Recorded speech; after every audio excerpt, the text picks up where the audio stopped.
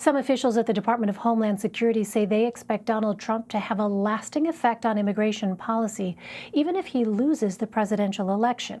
In interviews with CBS News, officials said that even if Democratic nominee Joe Biden wins in November, it could be difficult to undo the sweeping changes enacted over the last 4 years. Alternatively, if President Trump is reelected, his administration will continue cracking down on undocumented immigrants, with a second chance to push through major policy changes that have so far stalled in federal courts. CBS News immigration reporter Camilo Montoya-Galvez spoke with those members of the DHS. He joins me now from Kenville, New Jersey. Camilo, thanks very much for joining us. What are some of the most significant immigration policy changes the Trump administration has enacted, and how do they contrast with the Biden campaign's proposals? Good afternoon, Elaine. President Trump moved quickly and swiftly during his first term at the White House to make fundamental changes to the U.S. immigration system, many of which we've discussed on numerous occasions. So I'll cover as much ground as I can briefly.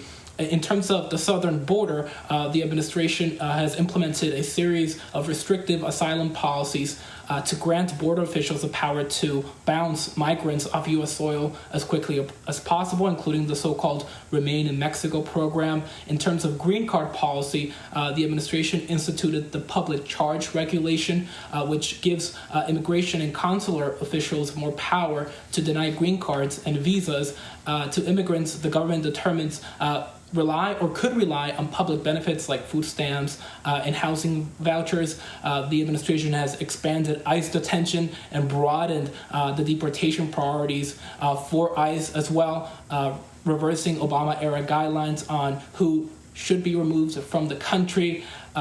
During the pandemic, we've seen some unprecedented restrictions on legal immigration as well as unauthorized crossings. The administration has restricted immigrant visas, citing the economic downturn caused by the pandemic. And at the southern border, the administration has also implemented a policy to turn away most migrants, including unaccompanied children and asylum seekers. So there have been a lot of changes during the past 3 years and a half.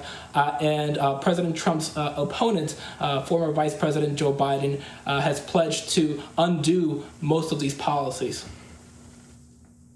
Well, as you know, the Obama-Biden administration deported a record number of immigrants. And in fact, immigration advocates actually dubbed President Obama the deporter-in-chief. How might that impact Joe Biden's courting of progressive voters? That is a critical point to this discussion, Elaine, because from the perspective of many progressives and immigration activists, the Obama administration had a mixed record on immigration. Obviously, the President Obama, that is, implemented the so-called DACA program for undocumented immigrants who were brought to the country as children, but he also deported a record high of 3 million immigrants during his 8 years in office. Biden has, during this campaign cycle, admitted that that was a mistake and that the administration took too long to change its immigration enforcement priorities. So that will be an issue that will be a thorny one for a Biden administration if Vice President Joe Biden is able to win in November. Another issue, of course, is the detention of migrant families. Advocates are pushing the Biden campaign and a potential Biden administration to discontinue the practice of detaining migrant families and children at the border. So, we're going to see a lot of pressure if Vice President Biden is elected to not just undo President Trump's policies, but also move in a more progressive direction and really move and separate from some Obama-era practices that really sparked controversy. Well, you spoke to current and former DHS officials for this story. What did they tell you about the potential challenges a Biden administration would face if it tried to change President Trump's policies?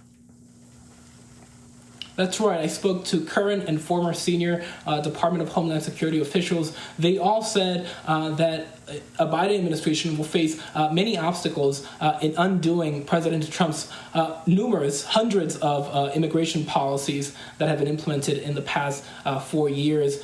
For one, they said that overturning things like the travel ban, presidential directives, memos will be easier than overturning public regulations made through the rulemaking process, such as the public charge rule. Another potential challenge for a Biden administration is the refugee admissions. President Trump has dramatically slashed refugee admissions to the country to a record low of 18,000. That's the current cap, and only about 11,000 refugees have been resettled so far, and the fiscal year ends on Wednesday. And former Vice President Biden has pledged to take in 125,000 refugees just in his first year in office. So that is a big gap. And a former DHS official told me that it will be impossible for a Biden administration to resettle 125,000 refugees during his first year in office because the resettlement infrastructure has been decimated. In our final minutes, Camilo, if President Trump secures a second term, has he put any additional immigration policy proposals on the table?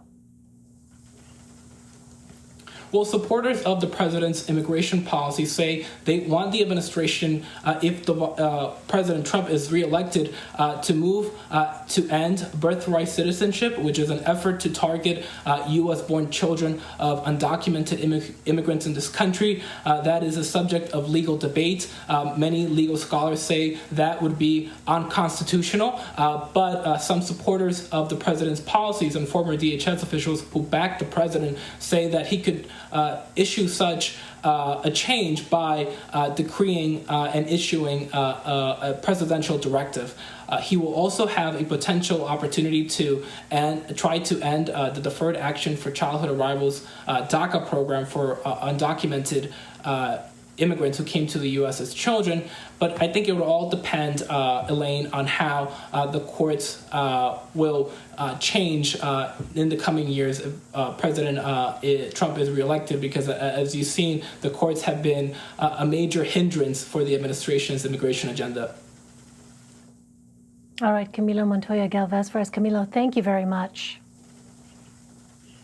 Thank you, Elaine.